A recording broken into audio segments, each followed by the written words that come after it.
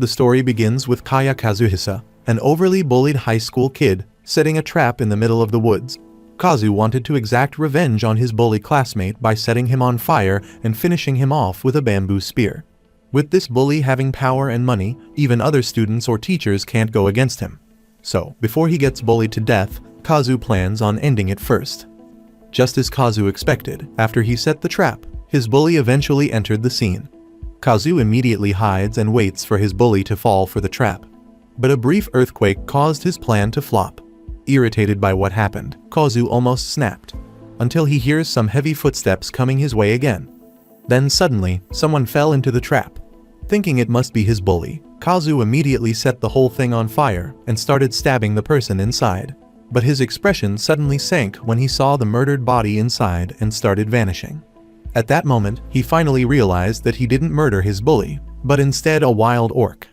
Then all of a sudden, within just a blink of an eye, Kazu finds himself getting transported into a white room with nothing but a chair, a table, and a laptop.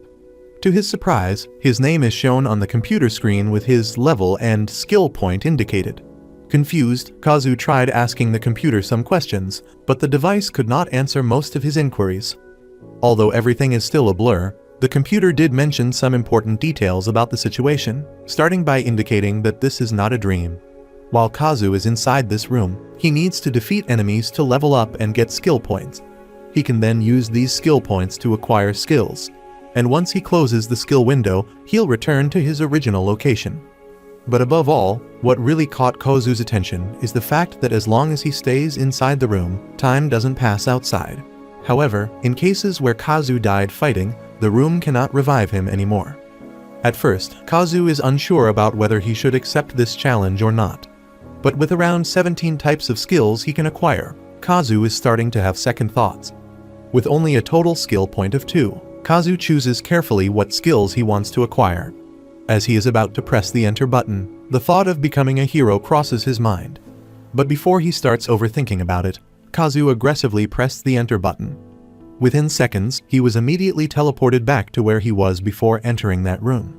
Now equipped with newly acquired skills, Kazu went on to test out his summoning skill by summoning a raven. For a first-timer, Kazu did pretty well. However, Kazu was not prepared when he heard the raven talk, informing him that an orc was wandering around on the road. Without hesitation, Kazu prepared himself to fight. Using his bestowal magic, he went on to cast a spell called Mighty Arm and Physical Up to strengthen his body and weapon. With still a lot of questions in mind, Kazu is eager to defeat this orc so that he can go to that room once again. Without giving much effort, Kazu managed to defeat the orc instantly. Despite that, Kazu didn't level up, which is something he already expected. After all, the XP needed to increase from one level to another couldn't possibly be the same for each level. But suddenly, he noticed a sparkling stone right on top of the orc's body. As he went to take a closer look, Kazu was surprised to see that it was actually a ruby. Thinking that it must be a drop item, he went on to immediately check the other orc he had taken down a while ago. As expected, there was one on the first orc, too. Then suddenly, his assistant, Raven, informs him that another orc is nearby, but this time it is chasing a human. He rushes to where the orc is, and to his surprise, a girl is getting harassed by this dirty and raunchy orc. While the orc is still distracted, Kazu plans on doing a sneaky attack and ambushing the orc from behind. But before he could get even closer, the girl, still disorientated, looked at him with shock. At this point, Kazu expected the girl to betray him and start screaming, completely blowing up his cover.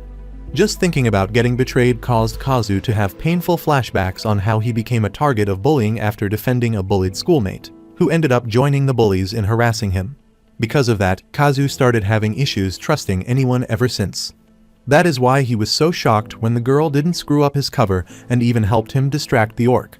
When he finally found the perfect timing to attack, Kazu immediately stabbed the orc right in the neck with his sharp spear. However, despite the weapon slipping through end to end, the orc still managed to keep its consciousness and even started looking for its sword. Kazu tried his best to defeat the creature with one blow, but this particular orc has a tank-like body, making it hard for Kazu to land another hit.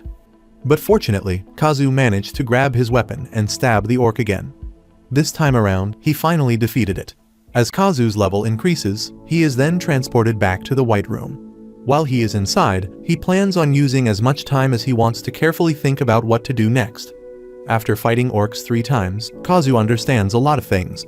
One is that he believes he cannot really fight, and that he just got lucky this time.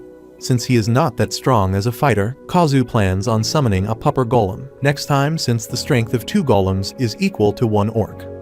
But after realizing that there are enemies other than orcs, Kazu suddenly thought of finding someone to be his vanguard. The only person he has in mind right now is the girl from a while ago. Remembering how the girl trusted him and helped him distract the orc, Kazu is starting to consider her as a candidate for the position. Although anxious of getting betrayed again, Kazu chose to believe and put his trust in her too, just like how she did a while ago. As Kazu went on to exit the skill tab, he got teleported back to the real world. Covered in bruises because of the fight, Kazu coughs heavily because of the pain. Then the girl, barely half naked, went on to introduce herself as Shimazono Arisu, a 3rd-year junior high school student. After formally introducing themselves to one another, Ari went on to thank Kazu for his help. Meanwhile, Kazu couldn't even look at her straight, quite distracted by her massive melons. After fixing up her uniform, the two sat down for a bit and talked about what had just happened. Curious, Ari asks Kazu why his hands and feet are glowing. Kazu stuttered for a bit, quite worried that Ari would not believe his story. But with such a determined expression, Ari assures him that she'll believe it no matter what. With Ari's cute face, Kazu couldn't bring himself to say no. After explaining everything, Ari remained quiet, astonished by the information Kazu had just shared. Meanwhile, Kazu is starting to get worried again, as he would really get in trouble if Ari gets curious as to why he made those traps in the first place. But thankfully, Ari didn't pry on those. Ari then shares her side of the story. According to her, their school was attacked by orcs. Because of the chaos, she got separated from the rest, causing her to get chased by that wacky orc. Thankfully, Kazu came and saved her. After seeing how strong Kazu is, Ari realized that becoming strong is exactly what she aspires to be. Eager to grow, Ari begs Kazu to lend her his strength as she doesn't want to be weak anymore. Seeing how Ari is really eager to do this, Kazu finally decided to take her in. Eventually, on the same day, a 4th orc shows up. But this time around, the orc has a spear weapon, which is bad news for Kazu. Although he created a pitfall trap to close the gap in their strengths, with this creature having a weapon of its own, Kazu is worried that it will be able to attack them from inside the pitfall, too. That's why Kazu lends some of his spells to Ari, prepping her for the fight they're about to tackle. On top of that, Kazu also learned about a new skill called Blood Attraction. This skill allows them to heal their wounds as long as they manage to hurt an enemy. Since this is still Ari's first time fighting, in the meantime, Kazu tells her to hide in the bushes while he tries to make the orc fall for the trap. But first, Kazu plans on taking that spear away from the orc by asking his raven for help. As he tried to initiate his plans, Kazu suddenly stumbled, giving the orc an opening to attack. However, this is actually part of Kazu's plan to distract the orc while the crow initiates the attack. Fortunately, they managed to pull the plan off without issues. Since the pitfall cut deeply into the orc, Kazu immediately calls for Ari, asking her to do her best in stabbing the orc as many times as she could. Although at first she was so nervous to do it. But with Kazu's encouragement, she was able to do it in the end. Ari's aura suddenly changed, making Kazu wonder if she also leveled up just like he did. Ari then revealed that she had taken spear arts and healing magic before. Since Kazu stumbled a while ago, Ari immediately checks up on his wounds and heals them with her magic. After that tiring fight, Ari expresses her amazement about the White Room. After Kazu decided to take her into the group, Ari was able to enter the White Room and select her skills properly. Now that they are already comrades, the two have started getting comfortable with each other. For the first time in a long time, Kazu happily smiled. Since their weapons got damaged from all the fighting, Kazu went on to repair them with his now rank 2 support magic. Now with a spear of her own, Ari feels like she is one step closer to her goal of becoming strong. Considering how their fight ended a while ago, Kazu and Ari mutually decided to finally form a party. Now, officially comrades, Kazu wanted them to head to the station to get a proper grasp of the current situation after what happened. Their school, Kitayama Academy, is located in the mountains called Kitayama. But to their surprise, when they got there, there were no signs of any stations at all. Already starting to get a little nervous, Ari just let out an awkward smile, jokingly asking Kazu which way the station is. Even Kazu doesn't have any answers, so they just decided to go on and find another way. However, Kazu already expected this to happen. When he was in the White Room, he asked a lot about this. That's why he came here to confirm that. Based on his own assumptions, probably during that earthquake, the whole mountain was caught up in a big disaster. With so many questions in mind, Kazu decided to just move forward for now and ask the White Room about it once they level up. The two then went on to take down monsters one after another. Finally starting to get confident with their skills, Kazu wants them to discuss their plans. From the crow's search, Kazu got some information that the orcs are coming down from the top of the mountains. But before Kazu could even finish, Ari nervously asked him for a favor to save her friend. They got separated in school, and Ari wanted to go back there and save her friend from the hands of the orcs. Ari's best friend, Ryuki Tamaki, was energetic and always running. Although Ari was not good at sports, she found herself enjoying watching Tamaki play and running. Until one day, Tamaki invited her to join them. Even though Ari was not good at socializing, thanks to Tamaki, she was able to make a lot of friends. Even during the time the orcs attacked their school, Tamaki remained good to Ari, even using herself as a decoy so that Ari could escape. Considering the situation, Ari was so scared and ran away in a daze, but another orc found her. During that time, Kazu's family managed to find her. Although a lot of things have already happened, Kazu still believes that Tamaki is alive.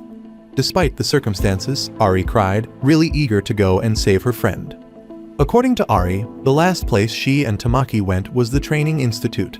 Although Kazu has already heard about the place, he hasn't technically stepped on the place.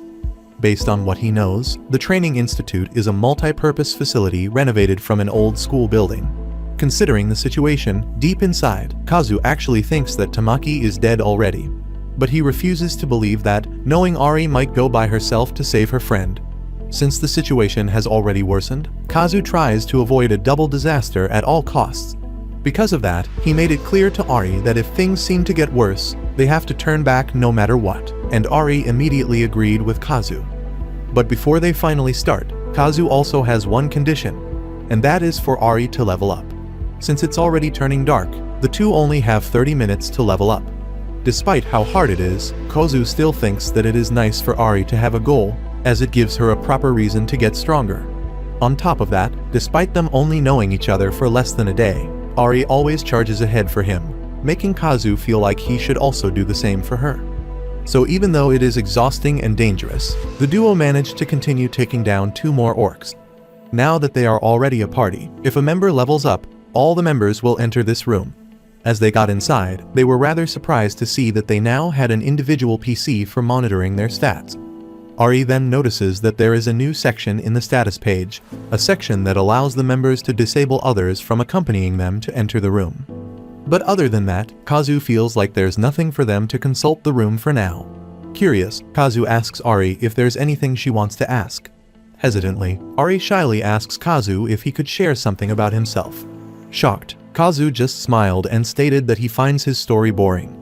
Ari didn't want to force Kazu to tell her anything he didn't want to share, so she immediately changed the topic, stating that they could just talk about it someday. While Ari upgrades her skills, Kazu couldn't help but wonder if they can actually work together for so long.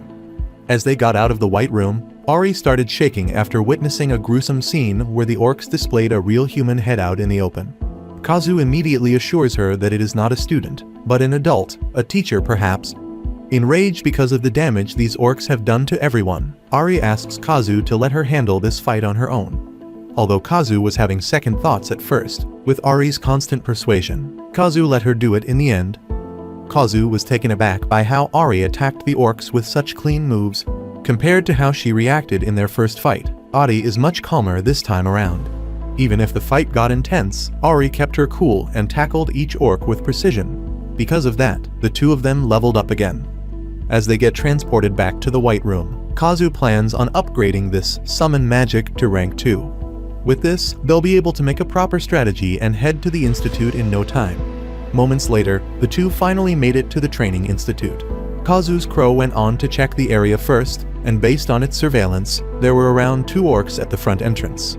Kazu formulated a plan where if there are fewer than 3 orcs, they'll defeat them by attacking head-on. However, if the orcs are more than 4, but less than 6, Kazu plans on using his familiar as a decoy and taking them down one by one. But in the worst case scenario, if there are more than 7 orcs present, they'll have no choice but to turn back. Since the two have already agreed upon this plan, Kazu went on to summon a puppet golem to help them in fighting. They quietly sneak into the building. However, the next scene they'll witness almost caused Ari to faint. There, a number of girls, students of the academy, ended up lying fully naked on the ground, while the others are literally still getting harassed by these nasty orcs. Ari, on the side, started tearing up. She starts to grind her teeth so hard because of rage, and without hesitation, she charges in to attack the orcs. Since she went on to do a sneaky attack, Ari managed to take down the orcs in one go. However, she couldn't stop herself from crying because of how pathetic she felt for being glad that Tamaki was not here. She feels bad for feeling a moment of relief even after seeing the victims. Kazu was about to comfort Ari when he realized that he was no different from her. He finds himself being the true coward for only intending to use Ari as his shield for his own survival. So even if he tries to, Kazu knows that there is no way his words would reach her heart. So instead of comforting her, he just encourages Ari to stand back up, as the fight is not yet over. Just as they thought, more orcs showed up. As the monsters start charging and carrying their swords, Kazu and Ari split up to fight the orcs separately. Kazu also went on to summon one more puppet golem to support Ari. Surprisingly, Ari ended up taking care of all the orcs on her own. Seeing her go amazes Kazu. Every move Ari makes is clean, making Kazu wonder if she perhaps has a really strong battle sense. Before they even knew it, they were then transported to the White Room once again. There, Kazu once again reminded Ari that even if there are surviving students, they have to annihilate the orcs first, no matter what. So, in case the situation becomes really tough, Kazu wants them to run away immediately. If they die, no one will save the survivors anymore. Although this is tough for Ari, she still agreed to stick with the plan. After upgrading, the two went back to the real world and started sneaking deep into the building. Slowly but surely, they walked as silently as possible, keeping the orcs from realizing they were around. However, to their surprise, one orc managed to sneak an attack on Kazu. Fortunately, Ari managed to protect Kazu while getting herself injured in the process. But despite that, she still managed to defeat the orc and level up as well. Thankfully, because of her healing magic, her wounds immediately healed up on their own. Seeing how innocent and genuine Ari is towards him, Kazu couldn't help but feel a little bit guilty about what happened. Realizing that Ari is not a coward like him, who moves according to his actions, Kazu decided to let Ari increase her spear arts and go back. As they finally made it back, Kazu went on to check each room while Ari waited at the entrance. As he got inside, he was stunned by the scene he witnessed. The bodies of the girls were scattered around, naked. Among the girls was Shiki Shikariko. Shiki was the vice president of Kazu's class. Since Shiki is technically bare right now, Ari asks Kazu to step out for the moment while she treats her. Before leaving, Shiki informs him that the other girls are hiding behind a steel fire door beside the staircase. Immediately, Kazu went there to check. On his way there, Kazu couldn't help but remember some bad memories he had in class because of his bullies. Although Kazu knew that Shiki couldn't do anything about it, he still felt betrayed and hurt that she was just there, watching him get bullied. So even though he knows it's not her fault, he can't seem to pretend that it didn't happen. As Kazu finally makes it there, to ensure the girls hiding inside don't get frightened, he informs them that all the enemies have been taken care of and it is now safe for them to come out. At first, the girls were hesitant to do so, but when Kazu informed them that he had come here with Ari, Tamaki suddenly came out of the room, crying happily after finding out her friend was safe. Seeing Tamaki alive made Kazu happy. With this mission now finally accomplished, Kazu wonders if this is the time he'll say goodbye to Ari. But before he starts overthinking about it, Tamaki lets him into the room, excited to introduce him to the other survivors. Then, as they were about to enter the room, a roar shook everyone. Kazu immediately tells Tamaki to enter the room once again and shut it close until things calmed down. As he went on to take a look at the monster, his eyes widened and his body froze still. With one look at the orc's fat yet shredded body, Kazu immediately knew their luck had finally run out. Aside from the Hulk-looking orc, the orcs are in greater numbers now than before. But since they are blocking the entrance, even running away is now out of Kazu's option. As the monsters start rushing in on both sides, Kazu tells Shiki to hide while he and Ari fight off the monsters. Using her spear weapon, Ari managed to take down as many orcs as she possibly could. However, when the Hulk orc went on to hit her, she immediately went flying away. To make it worse, the orc didn't even stop with just one hit. He went on to attack Ari again and again until she ended up semi-unconscious. Meanwhile, Kazu is starting to get worried as this guy is definitely out of their league.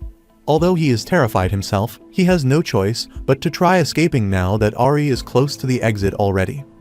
Without hesitation, Kazu immediately formulated a plan. He tells Ari to escape by the door while he keeps the orc distracted with his puppet golem. While she's at it, Kazu plans on jumping out of the window on the second floor. To assure Ari that they would not let her friend die, Kazu tells her that they would still come back to save the girls, but for now, escaping and saving themselves is their main priority. However, as Kazu jumped out of the window and immediately ran into the forest, to his surprise, he and Ari leveled up. This is something that shouldn't be possible since they didn't manage to defeat as many orcs as needed. And at that moment, Kazu finally realized that Ari actually didn't make it out and kept fighting. As they finally made it to the White Room, Ari burst into tears, apologizing to Kazu for not making it out on time. Hearing this made Kazu shiver in anger and fear. Although Ari is still not technically dead yet, for sure, when they head back to the real world, Ari will get violated by those nasty orcs until she dies. Although she is currently on the verge of literally dying, Ari still manages to smile despite the circumstances. Accepting the fact that this might already be the end for her, Ari tells Kazu not to forget saving her friend and the other girls still trapped inside. But instead of listening, Kazu just went on to hug her tightly, not wanting to let go of her anymore. Kazu then started blaming himself for putting Ari in danger. Kazu's comforting warmth even made Ari burst into tears. At this point, she finally expresses that she doesn't want to die, and then kisses Kazu. Quite taken aback by her sudden kiss, Kazu was speechless for a while.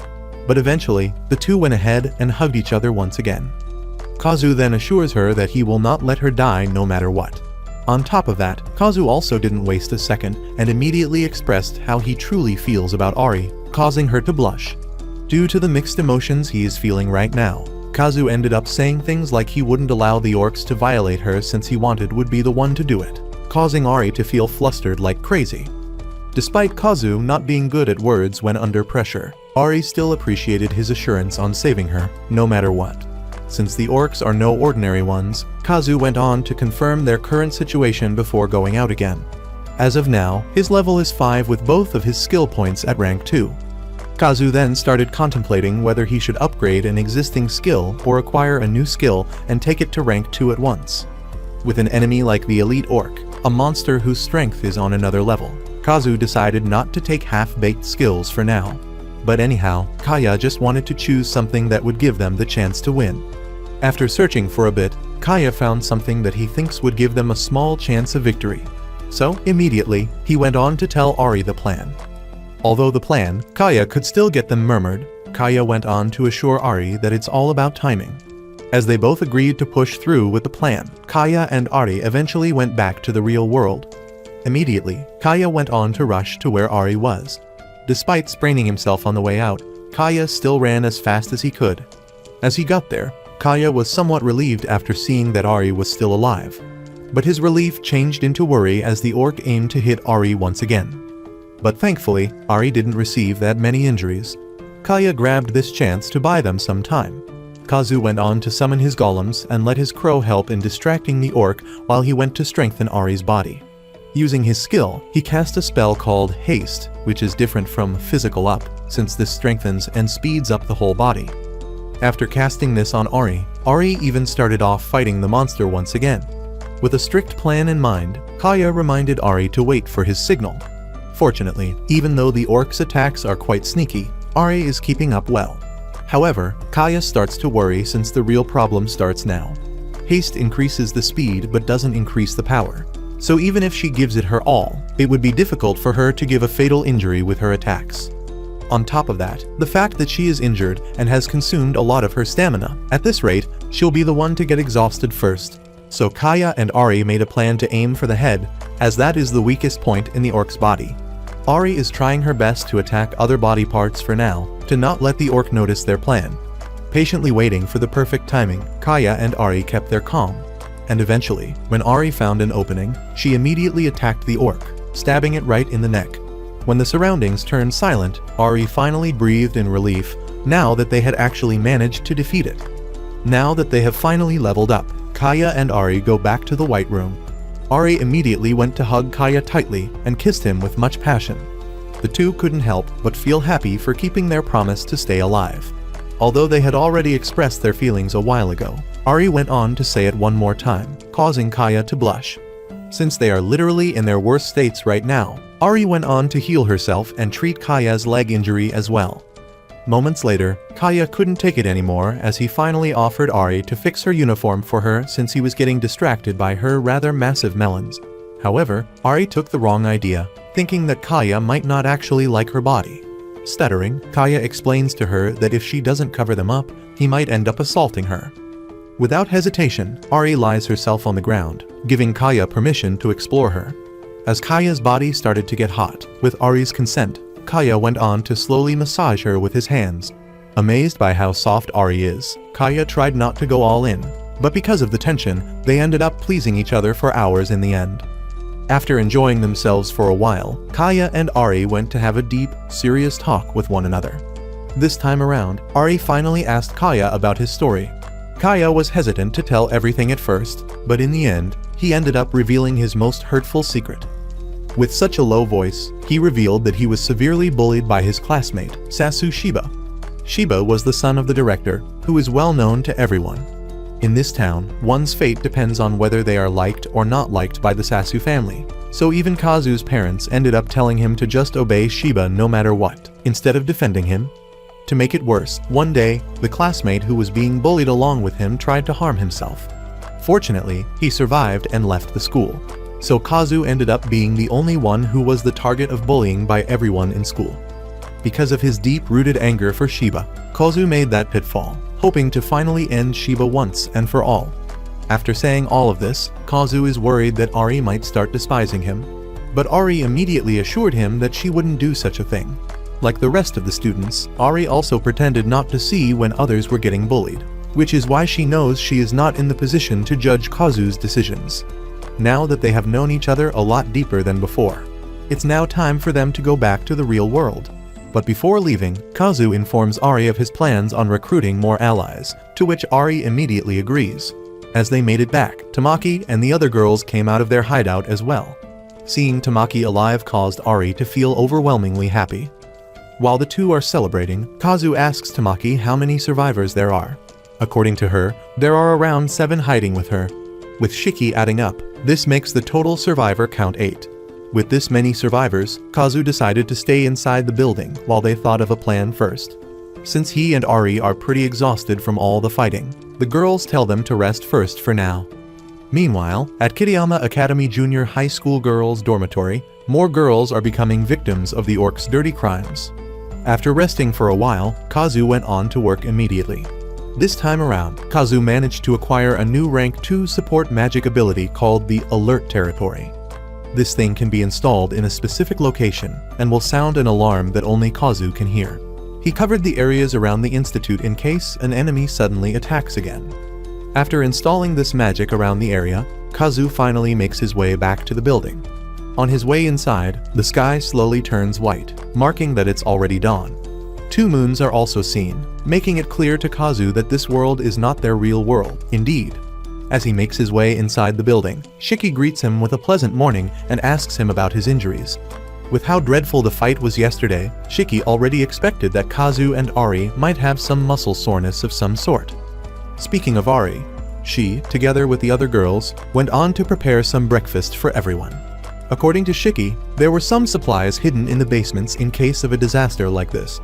Although there were cans of water and a generator that works on kerosene, the girls decided not to use it as it makes a lot of noise, alerting the monsters nearby. Seeing how Kazu has changed drastically, Shiki mentions to him that he can finally do everything he wanted to do now with his power. Although Kazu didn't want others to know about it, Shiki managed to hear Ari and Kazu talking about it yesterday. Shiki didn't want to believe, but after Ari healed her wounds with her magic, Shiki couldn't deny it anymore. Since there are still a lot of things to do now, Kazu decided to have a meeting with the girls regarding their current situation. Based on his theory, the whole hill, including their school, has come to this world, and then, the orcs invaded this hill. Since the orcs came from the top of the hill, Kazu thinks that there must be some sort of ward gate located there. With the orcs' purpose still unknown, Kazu wants everyone to see them as an enemy. Based on their number, Kazu believes that they have probably taken over almost all the buildings on the hill. Since they know nothing about their enemies, Kazu made it clear that rescuing others is out of the picture for now. To ensure that everyone is capable of at least supporting themselves, Kazu decided to help everyone in this room reach at least level 1. But he did make it clear to everyone that he won't force them, nor will he tell them to fight. But right now, there's a difference in safety between level 0 and level 1. To lessen the fear of the girls, Kazu assures them that he and Ari will be by their side at all times, ready to help. The dining table kept silent for a couple of seconds until Tamaki finally spoke up, saying that she didn't want to keep running anymore. Also, she feels like it is now her time to also protect Ari. On top of that, Tamaki also volunteered to enter Kazu's party. Although he didn't really want to include her yet, but knowing Ari might feel safer with Tamaki by her side, Kazu had no choice but to accept her. But what's more shocking is the fact that even Shiki is willing to level up as well. Although she doesn't intend to enter Kazu's party, considering the trauma she acquired from the hands of an orc, she still politely asks Kazu to prepare only one orc so that she can somehow level up a little. Another character is then introduced. Since this is the first time they all pretty much have a real conversation like this, the girl introduced herself as Tagamiya Miya, a first-year junior high school student. Considering she is still relatively young, Kazu tried to explain to her how dangerously deadly joining a party is, especially as they will be fighting on the front lines. Despite hearing Kazu's warning, Miya still insisted on joining, quite eager to risk everything as long as she could fight with magic. Kazu didn't quite get her at first, but since she is so determined to be part of the party, Kazu accepted her in the end. Miya then reveals that she wanted to get her brother, who is in high school right now. Although Kazu would love to help, but considering their situation right now, Kazu assures her that as soon as the situation calms down, they will check on the school and find Miya's brother. Fortunately, Miya immediately understood Kazu and went with his plan. With Miya, a first-year student entering Kazu's party, the other girls ended up joining in as well. Moments later, the girls, together with Kazu, didn't even waste a second and immediately went ahead to dig some pitfalls for their trap. While the girls are busy digging traps, Kazu is there digging graves for the girls who lost their lives inside the building. Seeing this, Tamaki couldn't help but appreciate Kazu's efforts for the ones who died. Then suddenly, Ari came into the scene, wearing tight gym clothes from the basement. Seeing her snatched body peeping through that cloth made Kazu blush. But before he gets distracted by her, he immediately summons his raven to serve as Ari's carrier pigeon. Since Kazu's level has finally increased, the raven has also grown in size. Before Ari goes out to hunt, Kazu reminds her not to save anyone and just run away, since if she dies, Kazu feels like it would be the end of the world for him as well. After having a little discussion, Ari eventually went ahead and started her work. Meanwhile, Kazu plans on becoming a scout and a decoy at the same time. While Ari brings the orcs, the girls stay in place and just wait for Kazu's signal for them to neutralize it. Kazu started off with Tamaki, who now earned a sword art rank and muscle rank skill. Then next is Shiki, who has acquired a scouting rank and throwing rank skills. Meanwhile, Miya managed to acquire earth and wind magic ranks. The other girls then followed after. Now that the girls have managed to acquire a skill of their own, Kazu finally decided to split with the others for now as he and Tamaki go to the girls' dormitory to find more survivors. On their way to the dorms, Tamaki and Kazu went on to have a little chat. During that time, Kazu found out that Tamaki is actually adopted by a Japanese couple, hence why her hair is blonde and her eyes are colored blue. Moments later, they finally made it to the girls' dormitory. Kazu went on to task his raven to check the area using his remote viewing, which is something he got after increasing the rank of summon magic to 3. Because of this, Kazu is able to have a bird-eye view of the whole place. While he's checking the area, he asks Tamaki to keep watch of their surroundings in case someone attacks. Kazu chose Tamaki to guide him because she is the best friend of Ari. Even though Kazu still doesn't understand her personality, he still hopes she doesn't do anything to harm him. As Kazu's raven flies over the building, Kazu is stunned to witness such a brutal scene. However, when the raven entered the dorms, Kazu couldn't help but shiver in fear and pain for the girls who were now being used as toys by the orcs. After seeing that there is an elite orc present, on top of the great number of minion orcs present, Kazu decided to head back to the institute for now. as they got back with the girls and informed them of what they saw. Shiki immediately disapproved of them going back and helping the others. Despite sounding cold-hearted, she knows that there is a big chance that they will all get wiped out while trying to save a person. Kazu couldn't really blame Shiki for feeling this way, since even he finds her judgment quite accurate, so he tries to calm everyone down. But in contrast with Shiki's suggestion, Kazu tells everyone that it is too early to jump to conclusions for now. But he still wants to look for a way to save them somehow. Because of this, Shiki didn't have a choice but to agree with the majority's decision. But deep inside, Kazu knows that Shiki just wants to play the role of a bad person. By expressing a ruthless opinion, she is making it easier for Kazu to gain the trust of others. Shiki simply wants Kazu, who has the highest level, to be the emotional support for everyone. Despite Kazu finding it annoying to go along with her plans, but for everyone's survival, he would rather go with it than not. Then suddenly, Mia informs Kazu about a rank 2 earth magic called heat metal, a magic that can heat up any metal. Mia then suggested that, using this magic, she could easily heat up the orcs' weapons, leaving them defenseless. So even if it's a strong enemy, they might still have a chance of winning. So immediately, Kazu's next plan is to let Tamaki and Mia level up quickly. While they are busy, Kazu plans on asking the other girls to head back to the facility after becoming level 1, and then digging a trench in front of the building. However, Shiki finds this a bit too flashy, as the enemies might find out they are making the facility their base. But in Kazu's defense, even if they don't do anything, the enemies will still find it out sooner or later. So, while it's early, he wants to strengthen their defenses. Before Kazu, Ari, Tamaki, and Mia leave, Shiki reminds them to come back alive, since if they don't, everyone in the facility is as good as dead. Although Kazu's dark humor is so terrifying, like it could summon a demon, Kazu still finds it encouraging to hear. Eventually, he, along with the 3 girls, finally makes their way to the forest once again. Meanwhile, the girls left behind also started their tasks. Going back to Kazu's group, Tamaki shows off her weapon, the same weapon that the elite orc has. It turns out that she actually has the physical skills for it. As usual, Tamaki kept the group alive with her corny personality, and before they even knew it, they finally made it to the tennis court area. Kazu then tells the girls to level up quickly using power leveling, a gaming term where the strong people take the weak people around and make them level up. Since Ari has more experience than the 2 other girls, Kazu decided to let her take the lead and engage with the targets first. There are around 2 orcs guarding the place. With such a clean strike, Ari managed to take one of them down instantly. She then went on to have a close combat with the second one, whom she also defeated in no time. Even the orcs that were hiding inside the shed had no chance of winning against Ari. Witnessing her go somehow made Tamaki nervous, as he never really knew her best friend was such a killing machine. Ari didn't stop just yet. She even fearlessly enters the locker rooms and is defeated by as many orcs as she can. During this time, Mia also started to help restrain orcs using her earth magic spells. Because of their amazing teamwork, Tamaki and Mia are now finally level 2. However, since they are now a 4-person party, they are required to defeat more orcs to level up, which is why Ari ended up fighting more orcs than usual. Although this may sound a bit tiring, Kazu firmly believes that it should be beneficial in the future. While the 2 of them are in serious mode, Tamaki kept teasing Ari around regarding what happened to her and Kazu the other day. It turns out, Ari actually told her about it, putting Kazu and Ari in such an awkward position.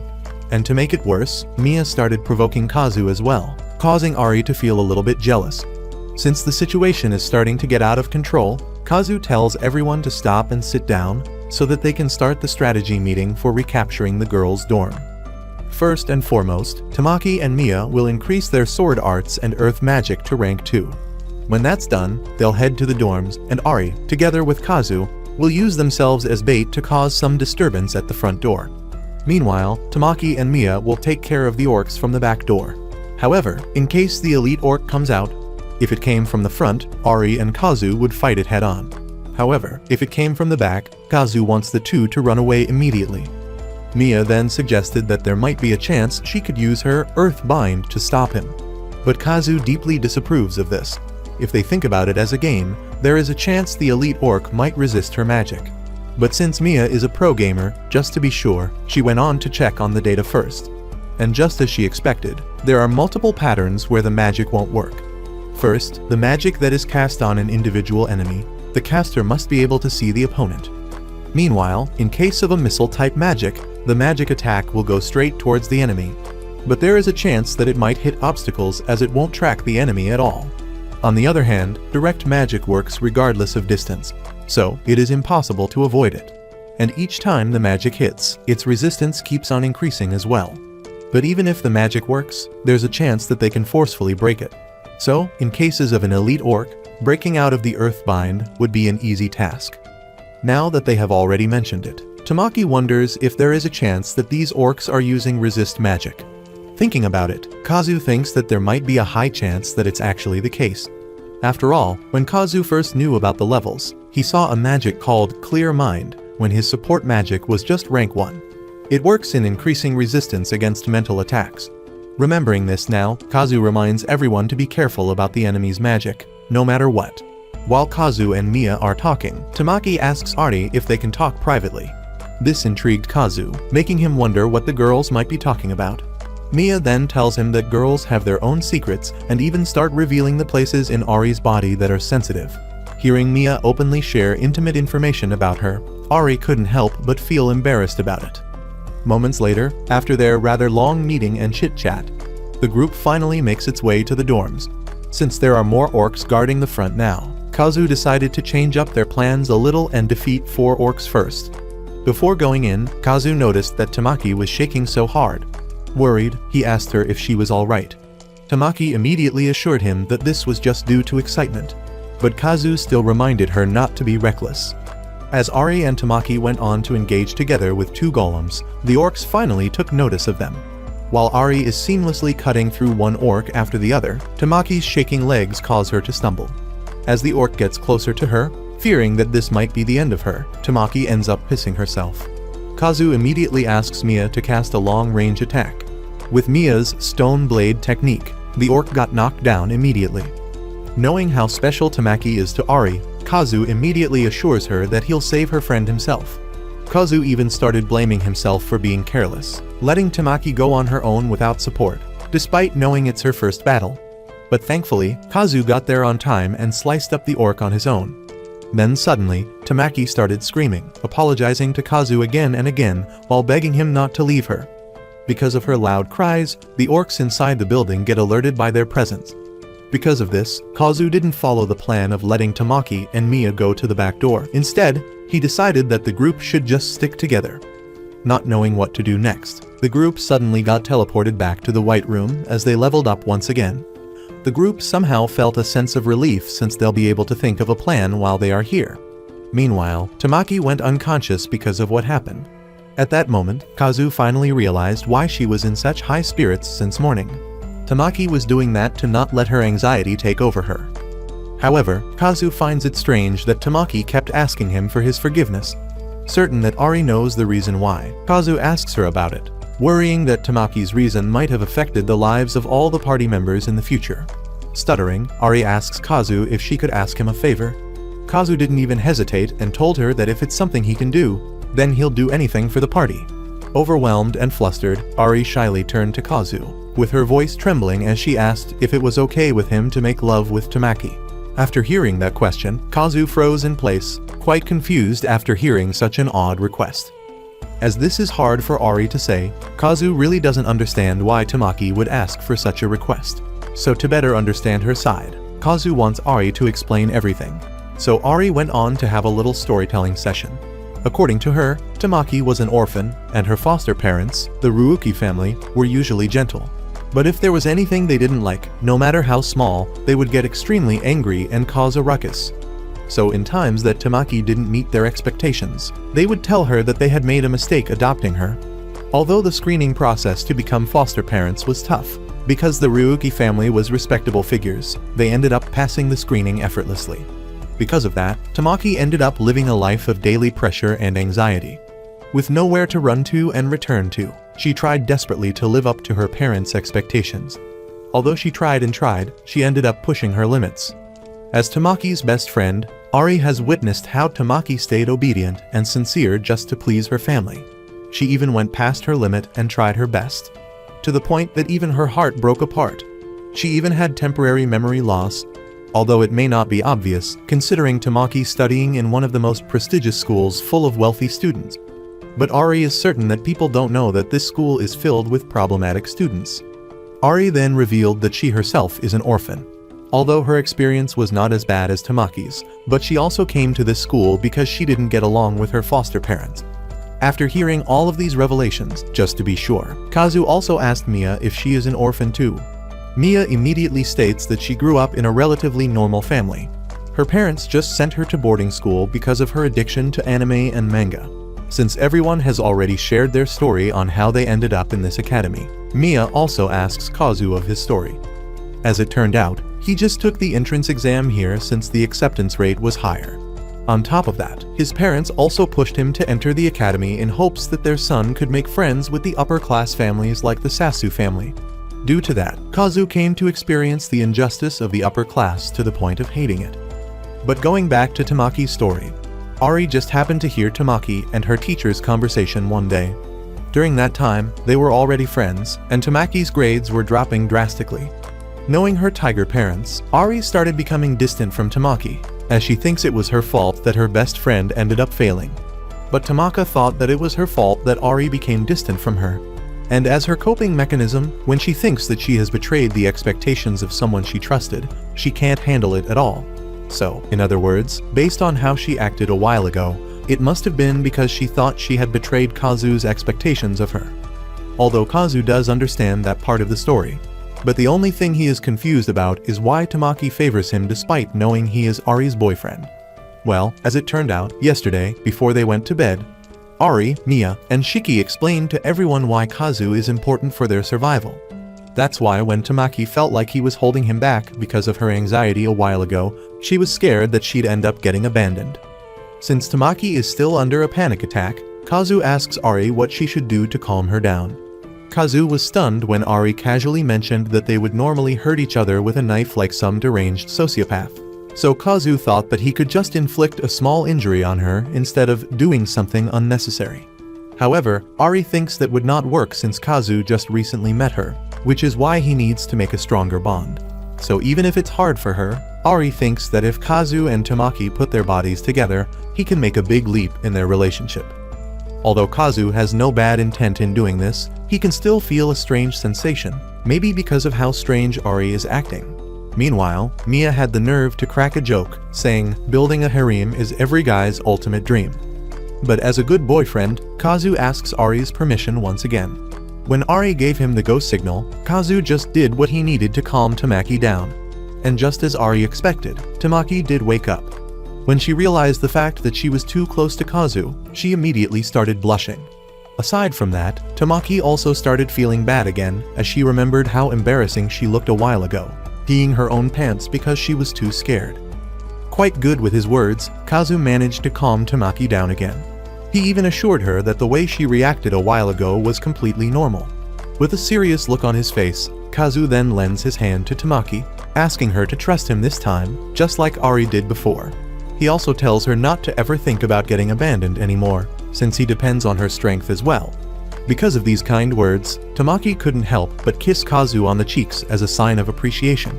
Kazu was left shocked, while Ari at the back looked a bit jealous.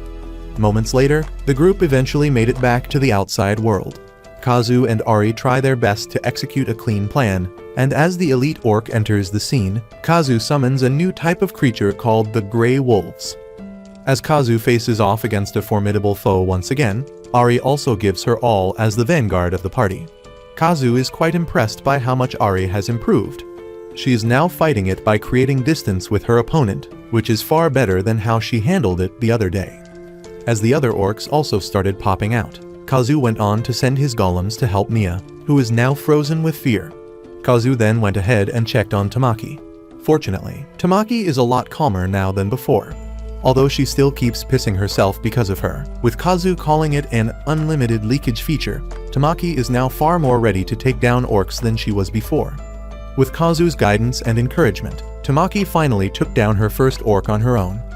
As the fight started to intensify even more, Tamaki doesn't even hesitate to fight as many orcs as she can. With this, all the small fry orcs will be defeated in no time. Now that Tamaki is all good, Kazu went on to check on Ari. Based on how it looks, Kazu is having a hard time finding an opening to use his reflection magic. So Kazu rushed to Mia, asking her if she could use magic right now. To his surprise, Mia also wet herself, making him wonder if the roar of an elite orc put the fear effect on low-level opponents. Nonetheless, Kazu first focused on their real problem and asked Mia to use her heat metal skill to neutralize the orc's weapons. Instantly, as soon as Mia cast her magic, the orc suddenly became defenseless, giving Ari the opening to strike back. The elite orc tried to fight back, but because Ari had an edge with her weapon, the monster ended up getting defeated in the end. Moments later, the party finds themselves inside the White Room once again. All the girls have leveled up except Kazu. But before upgrading anything, Ari asks for Kazu's opinion. After going through her panel, a magic called Cure Mind caught Ari's attention. Using this magic, she can easily get out of the fear effect of the elite orc's roar, which is useful during battles. As Ari is about to say her next reason, Kazu already knows that Ari wants to heal the emotional wounds of the survivors in the dormitory, in case there are any. Since Ari finds it necessary, Kazu agrees to let her upgrade her healing magic. After all, Kazu knows to himself that a man like him couldn't possibly understand a woman's emotions. Now that Ari has already decided which skills she would upgrade, Kazu went on to ask Mia and Tamaki about their plans. Surprisingly, both of them decided to save it up for now since they wanted to upgrade to rank 3 immediately. Mia further explains that when she reaches rank 3, she will be able to acquire a magic called Earth Pit, which is a magic that digs up holes. Being the supportive leader that he is, Kazu let them do what they want with their skill points. After all, they are still low level right now, so he also finds it better if they focus on those things they just said for now. Now that the group has already decided on their upgrades, the party went back to look for any survivors. As they got to the dining hall, the group was stunned to see such a gruesome scene. Everyone started feeling downhearted when none of the girls looked alive, until Ari found a girl barely breathing at the side of the column. The whole group then immediately ran towards her to see if they could still manage to help her. While the dormitory has now been recaptured by Kazu's team, meanwhile, at the training facility, the girls are doing well with their tasks. While everyone is busy digging the trench, Tamaki and one of Kazu's wolves show up. The girls immediately ask Tamaki where the others are. Tamaki then explained to everyone that the girls' dormitory has been recaptured and there are some survivors there too. Since there are quite a few, Kazu asks Tamaki to get some people from the facility to help escort the survivors. Meanwhile, back at the dormitory, Ari is busy healing all of the survivors' mental wounds. She also tried to comfort them, while Mia went on to look for some clothes that the girls could use. After doing so, Mia went on to help Kazu look for materials they could use. While they roam around the dorm, Mia came across her roommate, cold and dead, lying on the side of the hallway. But instead of dwelling much on it, Mia chose to continue with their search for now. Kazu suggested that they should head to Mia's room for now, so that she can get some change of clothes. After climbing up to the 3rd floor, the two finally made it to Mia's room. As Mia is about to change, the young girl tries to tease Kazu, asking him if he wants to see her change. Kazu immediately said no, but Mia followed up the question by asking him if he needed her stained panties. Feeling quite awkward, Kazu just went on to tell her that it wouldn't be that necessary and that she could just throw it away since no one was here anymore. Hearing that made Mia realize that they are indeed alone now, saddened by the thought that her friends and senpais are probably dead by now. Seeing the drastic changes in Mia's expression made Kazu feel a bit guilty. As he tried to explain what he meant, Mia told him that she was already prepared for it. As she still vividly remembers, everyone in the girls' room cried yesterday. Shiki told them that if they want to cry, they should cry already. That is why Mia also encourages Kazu to cry, so that he can prepare himself for the worst as well.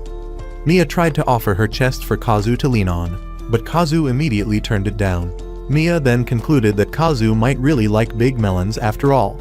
As she went inside her room to change, Kazu told her to go back to Ari once she was done, since he would continue to search on his own. As the silence lingered inside the room, after seeing a picture with her friends, Mia couldn't help but burst into tears. Meanwhile, Kazu went on to check every room until he reached the rooftop. However, he finds it strange that, considering the size of the dorm, there are too few corpses. While he is in deep wonder, Kazu's raven then informs him that Shiki and the others are now nearby. As the girls finally made it to the dorms, they were horrified by what they witnessed. Kazu then informs them that there are only 10 survivors in this building. But instead of giving up, the girls are still hopeful that there are probably other survivors in other buildings too. After talking with the girls, Kazu went to check on Ari when Mia entered the scene once again, teasing Kazu as usual. Since the girls have now helped the survivors dress and are ready to move, the group immediately makes their way back to the training facility. While the girls are escorting the survivors, Shiki tells Kazu to stay at the back.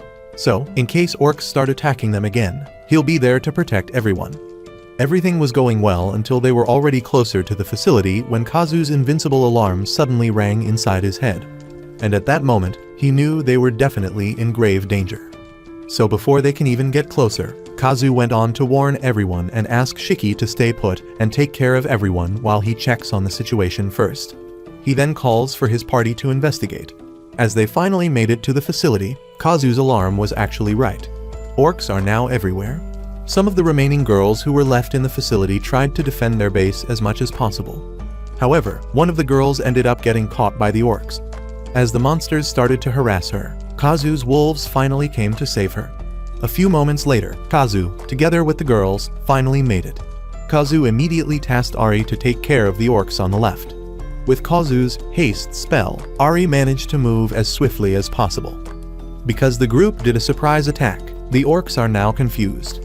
While Ari is holding the left side, Kazu plans on handling the right side together with the two. However, as Tamaki was getting ready to fight, Kazu changed his mind and let her stay on the side for now. Kazu then tells Mia to use some of her wind magic to put the enemies to sleep. Surprisingly, as soon as Mia cast the spell, the orcs were knocked down immediately. Now that these monsters are pretty defenseless, Ari and the others used this opportunity to defeat them all at once. They were so overpowering that even some of the other orcs started running away. Kazu immediately orders the girls to chase them since it'll be really bad if the information about this place gets leaked. But before Ari can go all in again, Kazu reminds her not to chase them too deep. Meanwhile, one of the remaining orcs tried to hit Kazu with its stone bullet. But thankfully, Mia managed to block it, keeping Kazu safe.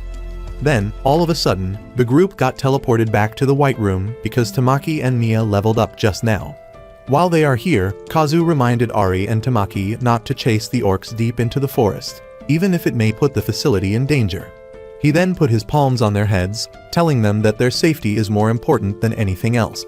Hearing Kazu say this made the two blush. That is why, as soon as they made it back to the outside world, they did their best while keeping in mind what Kazu said to them, so even if they had a clear vision of where the orcs are going. But since they are a bit too far from the facility already, the two decided to just head back for now. Fortunately, because of Kazu's alarm, all of the girls, both the old and the newly saved ones, are still alive. Ari and Tamaki then head over to Kazu, disappointedly telling him that they weren't able to take care of the 4 orcs out of the 5 they were chasing. But instead of getting angry, Kazu smiled at them and thanked them for their hard work. After all, Kazu was already expecting that this place would be revealed sooner or later. That is why he wanted to strengthen their defenses from now on. Now that the orcs already knew about this place, Kazu was expecting that everyone would start feeling anxious from now on. On top of that, Kazu also believes that the orcs will probably attack with a force much stronger than until now. Because of this, even Kazu is starting to get worried and a little bit stressed out, as he himself doesn't know what to do. He is starting to get anxious about the thought of dying, and running away and just carrying his party while leaving these other girls behind did cross his mind. But before he starts losing his mind, Shiki steps in to lead for now. Seeing her go never fails to amaze Kazu. He knows well that she is anxious herself, but as much as possible, she tries not to show it on her face. At this point, Kazu starts feeling disgusted by himself for almost giving up on everyone that easily. Quite angry at himself, Kazu knows that sooner or later, everyone will surely figure out that he is just a timid and narrow-minded boy who acts all tough, while the real brilliant one is Shiki, and the fact that there is some animosity. Kazu knows that between him, who has control over the strongest party, and Shiki, who is a leader, there is something of concern here. Kazu knows that if they don't handle this well, it might lead to the division of the whole group. That is why Kazu decided to disband their party temporarily. Ari and Tamaki were so shocked to hear this, so they asked Kazu for the reason behind it. Kazu then explains that he'll just check on something, and while he is away, he wants the two, together with Mia, to look out for the enemy's attack. The girls didn't even hesitate to follow Kazu's orders and even promised him that they would do exactly that. But then suddenly, as Kazu was on his way out, he went to Shika and asked her something. Surprisingly, he wanted to form a party with her so that they could talk in the White Room, just the two of them. After taking down some orcs out in the forest, Kazu and Shiki ended up getting teleported to the White Room. As soon as they got inside, Kazu expressed that he never thought he'd come here with Shiki at all.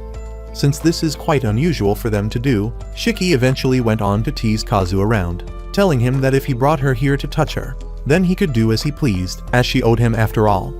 Despite knowing that Shiki is doing this purposely, Kazu couldn't help but blush about it.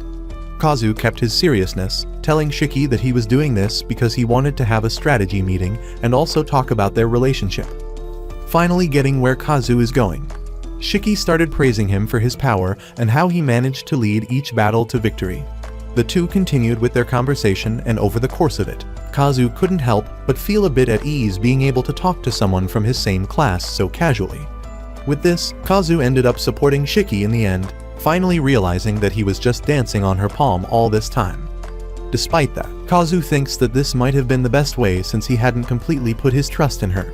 Above all, Shiki's determination to survive and make use of Kazu to keep everyone alive is something Kazu finds trustworthy. So in the end, the two ended up working together and went on to start with their strategy meeting. Since Shiki is pretty much looking far ahead of what's to come, Kazu couldn't help but be amazed at her.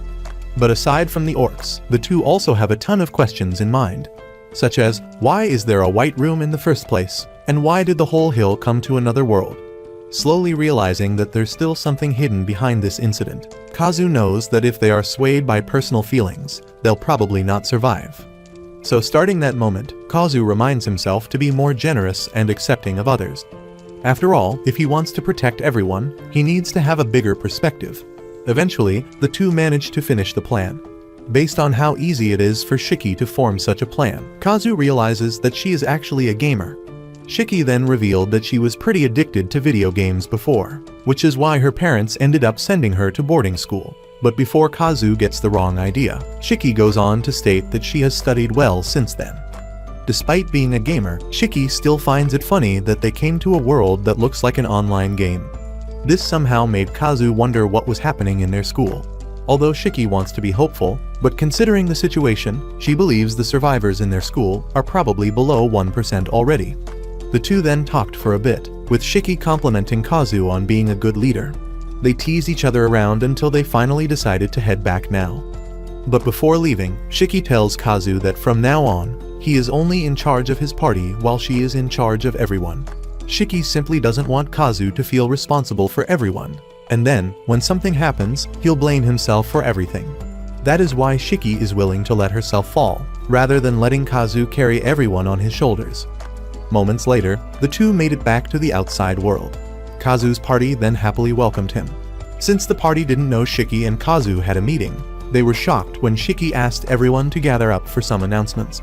But among the girls, Ari started looking at Kazu with those suspicious eyes. Knowing that Ari might get the wrong idea, Shiki immediately assures her that they just resolve their issues as leaders and nothing more. Fast forward, after their meeting, Kazu started digging up pits for their traps. During their private meeting, Shiki informs Kazu of everything she managed to notice about the orcs, starting off with how it is only the elite or that has the abilities to destroy buildings. That is why Shiki wants them to set up a defense line in front of the facility. For her, digging up pits on the path throughout the forest and the spear squad attack, the orcs will end up scattering on the left and right of the forest where they can be defeated by guerrilla warfare. But in case the orcs don't come from the path, Shiki wants to avoid a group battle. That is why Kazu is now digging the pits just like planned. While he is at it, the two girls who were fighting off the orcs a while ago came up to him and thanked him for his help. They even promised to protect Kazu next time around and offered an onigiri they made themselves. While they're chit-chatting, Kazu's raven then informs him that the enemies have appeared in the junior high school and will be attacking them soon, too. Just as Kazu expected, a number of orcs actually came rushing in with another elite orc with them. Based on how it looks, Kazu estimated that these monsters are around 100. But instead of feeling nervous or anxious about it, Kazu went on to keep his calm while the others also went to their respective positions. As the leader of the group, Kazu then led his party, telling Mia to start using her earth magic for defense. He plans on slowing down the orcs' movements first with the shallow pits and making them fall at once with the magic to dig pits. With this one move, the party managed to take down as many as they could. Aside from that, the only way for the orcs to get to the facility is from left and right through the forest. And as they just expected, the orcs diverged. So immediately, Kazu tells Mia to use the earth pits in the forest too. Meanwhile, the magic squad will finish them off by using kerosene, while the spear squad is assigned to push them away. As the group seamlessly work together, and the orcs not having ranged weapons, Kazu believes that Ari and Tamaki will be able to defeat the monsters in no time. Kazu and Mia as support now plans on making their way to the forest as well, until Shiki informs them that she saw that there were 3 elite orcs at the enemy's backline. The only explanation Kazu can think of is that maybe those are the commanding squad of the orcs, keeping their minions from running. So for now, Kazu and Mia plan on preparing for the next worst thing. But then suddenly, the group was teleported to the white. All the girls managed to level up except Kazu. But before anything else, Kazu informs Ari and Tamaki about what he heard from Shiki. Since he has them all save their skill points, Kazu wants them to level up once more before fighting the elite orcs. Specifically, leveling up their main skills. Thankfully, they have a good source of exp for now because of the number of enemies. Tamaki started getting all pumped up about it again. As the atmosphere starts getting tense, Kazu realizes that Tamaki probably wants to succeed in a hurry. She is probably thinking she doesn't make up for her failure in the girls' dorm and that she'll be left behind by everyone. So instead of discouraging her, Kazu decided to just give her confidence. Meanwhile, he also tells Mia to cast 2 earth pits and rampage plants, which is the party's triumph card. And before anything else, he also reminded Ari and Tamaki to retreat in case something bad happens, since Kazu will use most of his MP to strengthen everyone. He also gave Tamaki a slight confidence, stating that he is counting on her. But Kazu also didn't fail to remind her not to get carried away and get herself again. Now, with a plan in mind, the party made it back to the outside world. Since Kazu and the party are planning to use their triumph card, Kazu tells Shiki to make everyone evacuate from the forest at once. To have a better view of the enemies, Mia climbed up the tree and aimed for her targets. Mia immediately cast her magic, causing every orc in sight to get restrained all at once. While everyone is busy, Kazu almost ended up dying if it weren't for Ari's quick move. That is why as soon as they went back to the White Room, the girls immediately checks up on him, asking him if he is alright. Kazu immediately assures them that there is no need to worry about anything. And then suddenly, Tamaki asks Kazu to pat her head. Although weirded out by the odd request, Kazu still went on to do as Tamaki asks. In the end, Mia and Ari also waited for their turn. After that, the party went back to the outside world to continue their fight. Seeing how far his team has grown made Kazu excited to increase his support magic to rank 4. With Kazu's support magic, the girls' weapons and armor remain strong. Even their clothes won't get penetrated by the orc's spear at this point. Since Kazu does not have enough MP left to cast haste on the girls, he wants them to defeat the normal orcs while they can for now. Kazu then asks Mia what is the status of the rampage plant. According to Mia, it is about to end soon. So instead of doing it again, Kazu wants her to save her MP for 3 heat metals. Since Kazu only has enough MP to cast Reflection once, he wants Ari and Tamaki to wait until the effect of the rampage plant finishes. He then tells them that he is counting on them not to be reckless. However, despite that, the two still went straight to the orcs. Since their skills are so overpowering, the normal orcs started running away in hopes of escaping. But even that is something out of their options since the elite orc itself will start smashing them if they turn back. Now that's all for today's video. Comment orc if you want to see the next part of this series. Give this video a thumbs up if you enjoyed it, and don't forget to subscribe to the channel for more content like this. As always, thanks for watching.